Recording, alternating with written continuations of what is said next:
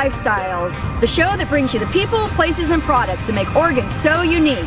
I'm standing here in the beautiful Laurelhurst Park in Portland, and on this week's episode we are going to visit Eastside Distilling and see how they make their spirits. We are going to the Pearl District to Deschutes Brewery to see how they brew their beer and check out the first Thursday of the month Art Walk. Then we're going to check out an art and music event called Fusion, and we're going to end the show with a local filmmaker and musician making a music video on this week's episode of Oregon Lifestyles.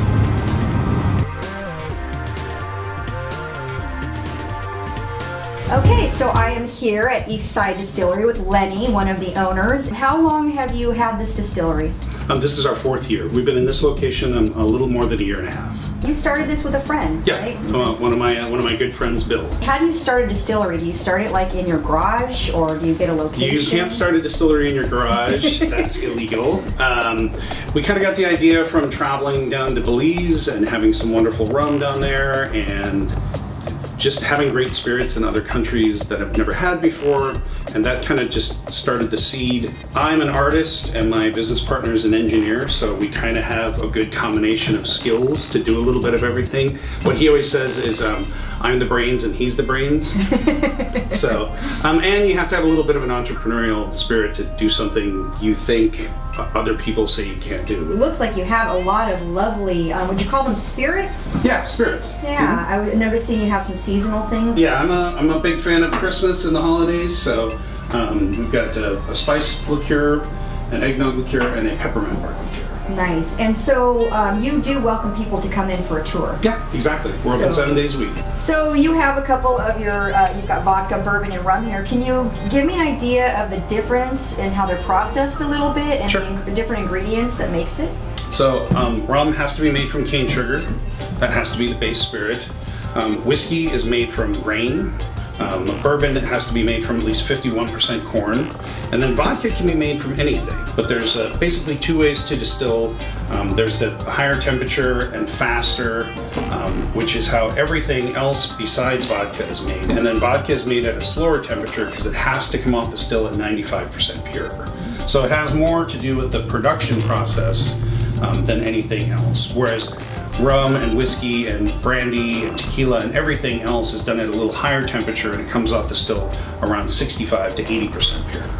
I love it because it's a little science and a little art. The actual science behind distilling is actually fairly simple. I mean, every spirit you've ever had is basically some kind of beer that's distilled. So if you were to make beer out of molasses or sugar, that's what rum is. Wow. You know, and whiskey's made from corn and other grains, so if you were to make a beer from corn and other grains, we use different yeasts. It's not exactly the same, but the beginning of the process is the same. Wow, very interesting. And so I noticed online also there's several distilleries in the area, right? So I don't know if they're all open to the public, but if somebody wanted to come and take a little walking tour, they couldn't they? Yeah, we're all part of Distillery Row, which is a nonprofit. There's House Spirits is down the street, New Deal and Vin are just around the corner, and then Stone Barn is a few blocks that way also. So there's 5 distilleries all within walking distance. Nice, so you can make it like a day activity. Yeah, absolutely. Yeah, that's really cool. Great, well thank you so much, Lenny. Sure. We will go back and see how it's all done. Awesome. So we are here with Mel. Are you the distiller, one of the distillers here at Eastside? I would say so. Distillation, by definition, is just the separation of alcohol from water by heating it up. So what these machines do, with the help of this column, is boil off the alcohol while leaving the water behind. So the key to doing that is finding the right temperature. Alcohol has a much lower boiling point than water, so these are electrically heated. I turn it up to that right temperature, hold it. That alcohol in here will start to steam. The steam of the alcohol gets pushed up the column while the water vapor gets left behind. So, pull the steam over here. This is called a condenser. I pump in cold tap water into an internal pipe. When the hot steam hits the cold pipe, it condenses back into a liquid. And out of this spout comes our raw spirit. No kidding. That's it. Silver rum comes out. We do post-distillation infusions for those. So the coffee rum is our silver rum, straight from the still, infused with about 400 cups of coffee. That's wow. it. This is one of our small fermentation tanks. I think Lenny said everything starts as kind of a beer wash. Yes. I am fermenting some molasses in here right now, if you want to take a look. smells like a strong beer. Yes, and it will be. It'll be about 20%. Wow. It's amazing how many different types of alcohol you guys create with this. Right? Right? I mean, how many different varieties do you have? Oh, we're putting out 3 rums, 2 bourbons, and a vodka right now. All of the liqueurs are rum-based, so we don't have to do anything special for those. But yeah. Wow, really impressive. Yeah, thank you. I'm looking forward to tasting the eggnog liqueur. So all of our holiday liqueurs are the silver rum base, which I think Mel may have mentioned. For the holiday spiced liqueur with the silver rum, and we take your basic mulling spices and put that in there. So you've got a little cinnamon, cloves, nutmeg, a little vanilla. And the cocktail we feature with that one is hot apple cider, which is delicious. That's yummy. That's our first one that we dubbed Christmas in a bottle. So then next we have the eggnog advocaat liqueur. And the advocaat is actually a traditional Dutch egg liqueur. It's much thicker, but it's not gonna be the same as your traditional Americanized eggnog. So it has the milk, sugar, eggs as the base. And then there's also a little vanilla and a little lemon in there. So it actually tastes kind of like a custard. I love that one. Okay, I approve of that one. And then last but certainly not least, this is probably my new favorite holiday liqueur, is the peppermint bark. So we use 100% pure peppermint oil, as well as 100% extra brut cocoa powder. Wow. And you can use these just on their own. Absolutely. For dinner drink. On their own. Pour them over ice cream, I'm thinking. Exactly, they're all great over ice cream. These two in particular are great with coffee. And then, like I mentioned, this is really good with cider. Wow. The holiday with the bourbon actually makes a really nice holiday toddy. You could even do a variation of a chocolate martini, like a little holiday chocolate martini with the peppermint bark. That one's my favorite. I love it. Well, thank you, Kirsten. You're very welcome. Very fun tasting at Eastside Distilling.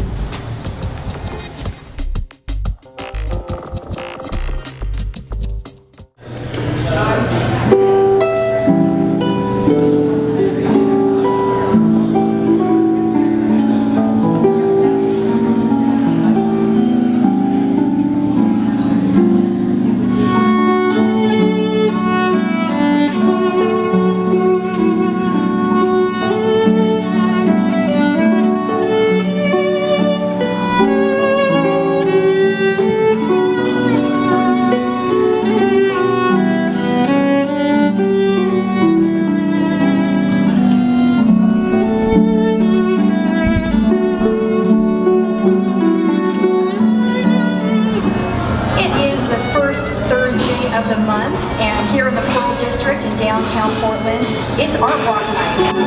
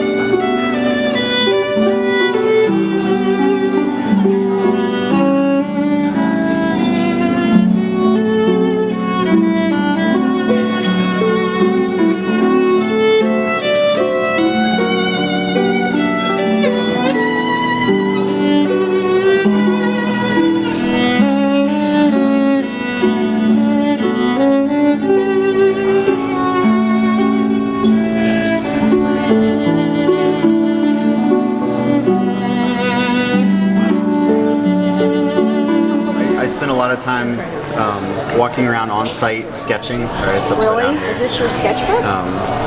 Wow. But I do the sketch with a ballpoint pen on site, and I just draw what I see.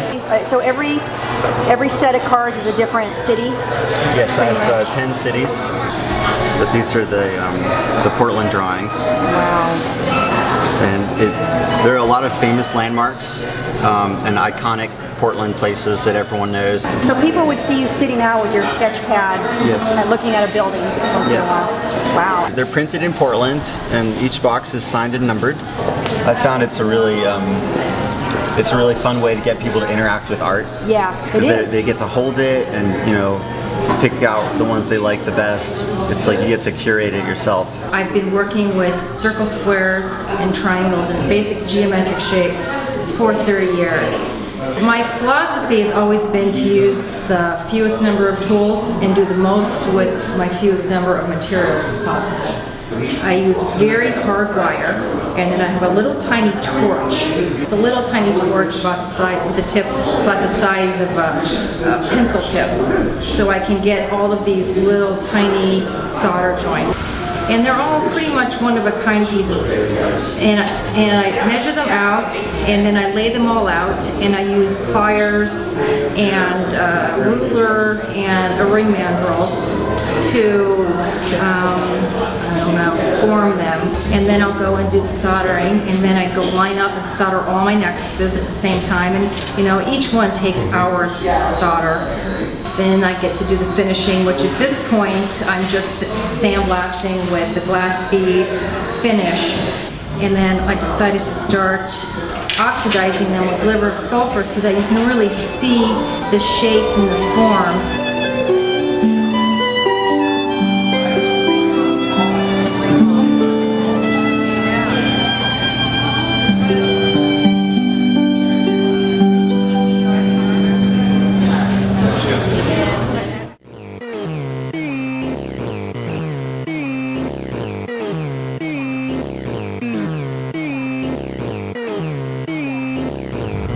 So it's really fun doing the art walk in Portland, seeing some beautiful galleries, having a little bit of food, a little something to drink. And now we're going to go to Deschutes Brewery and meet the brewmaster and see how they make beer. All right, so we're here at Deschutes Brewery in Portland, Oregon, downtown. And we're here with the assistant brewmaster, Ben Case. How long has this brewery been a brewery? This particular brewery opened up in 2008. Deschutes Brewery, as a company, started in 1988. Do you know why Oregon in particular, but maybe even Portland, has so many craft beers? I mean, is it like the environment for growing hops, or?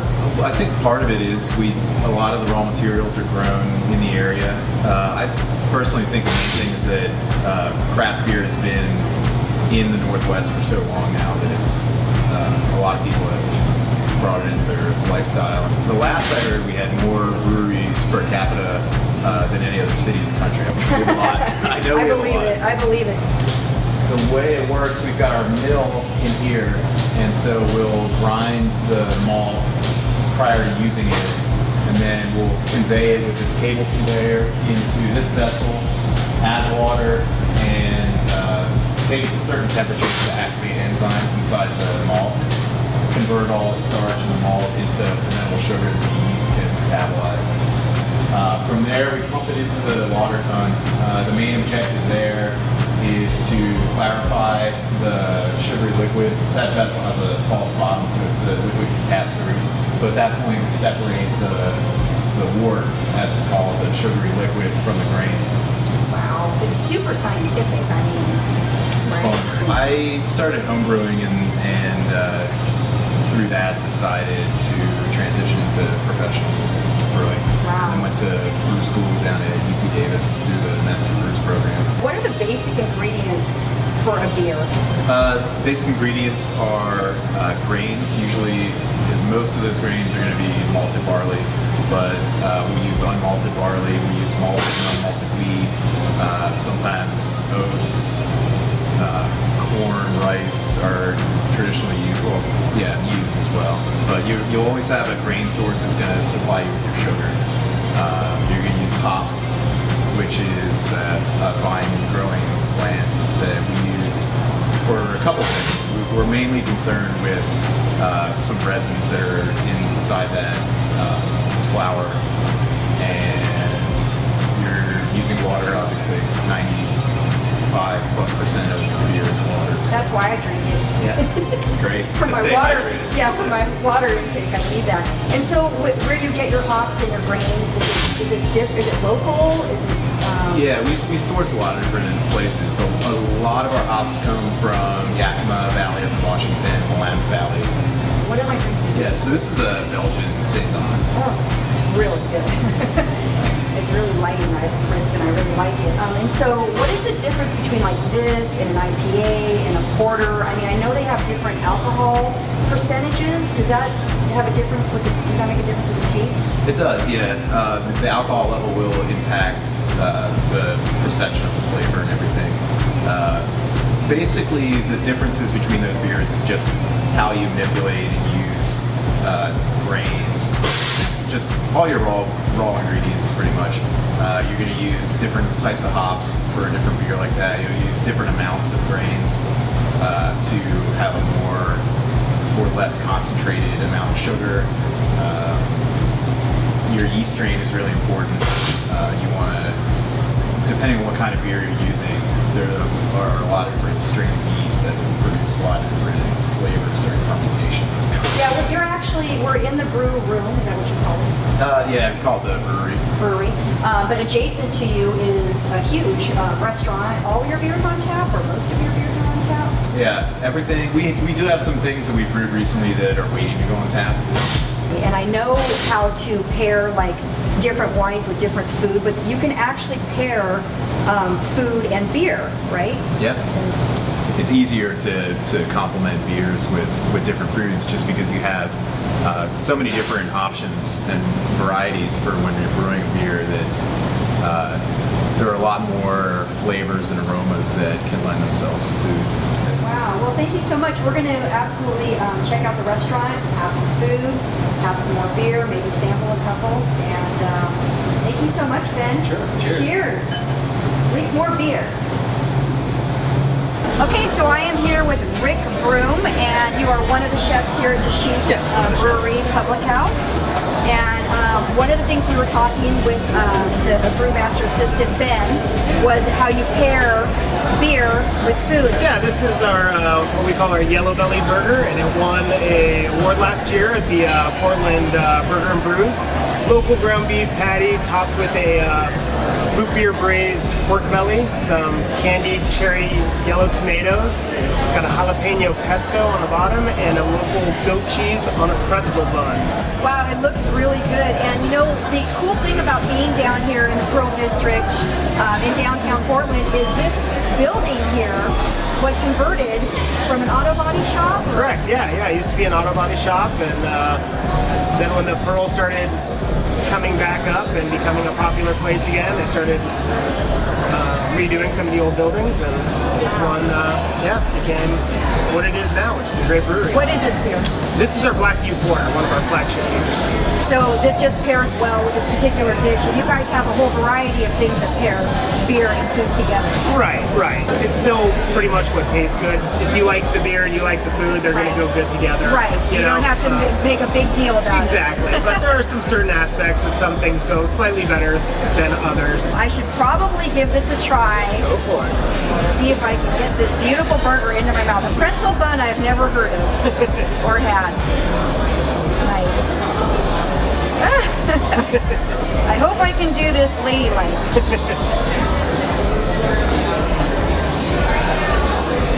Wow. Fantastic. I'll tell you if you're right.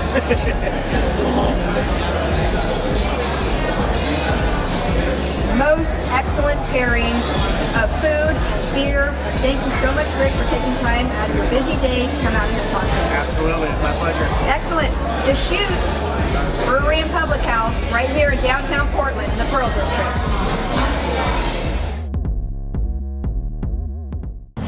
Up next, you're going to see a locally produced music video by Destiny Lane and music by The Father.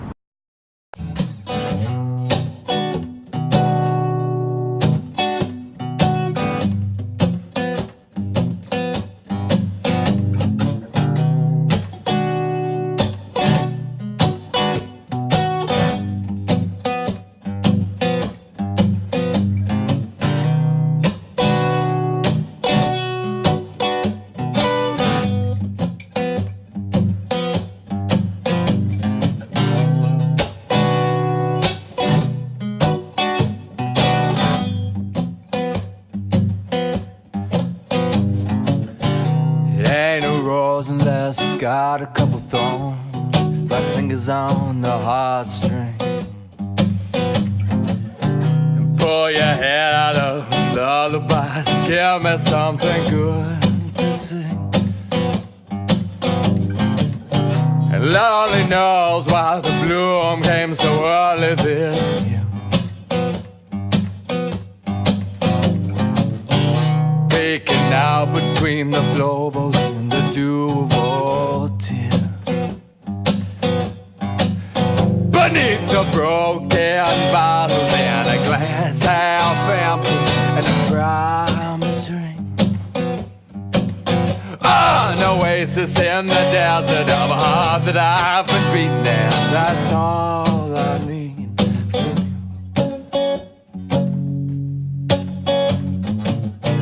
Glass that I ever done, darting in and out between her wooden bed. Flashed her a smile, kissed her cheek before she headed out the back door, back door. And I love it, I can hear her back at home. And I stumbled through the wells of dark and cold. You could hear the black-winged bird singing the last sad song. It was a requiem, a beggar's song it went.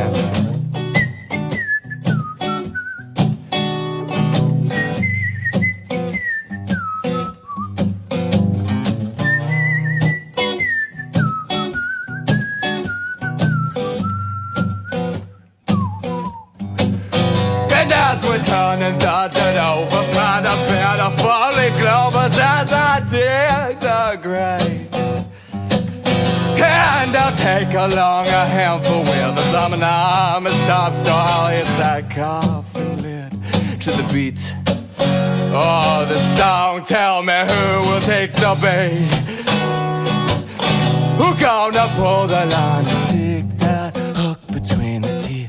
Set the anchor from the chain, a pair of torn sailors drifting off into the sea. Another failure in the fall-down rain. Ragwater trip just through the sand, scratch excuses from the heart. Bring the promise for the sake of being so true to a fable that we never made come true. So true, said Brown. You know the potion's made of salt water in the scent of a rose in the stair.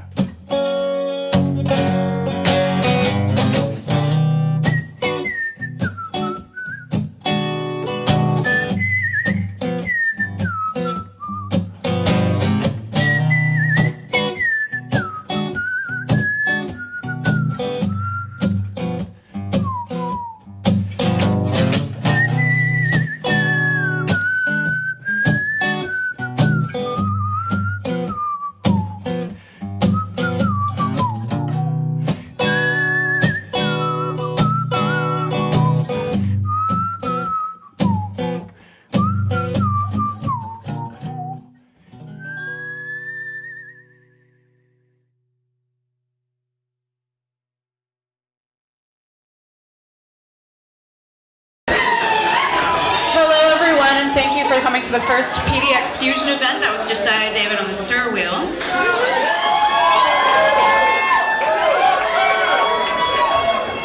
Before that we had Mark's Marvelous, the human spirograph. We also had Spangled Hoops doing some hooping on stage. Before that was Jasmine Reed doing some Sufi fusion.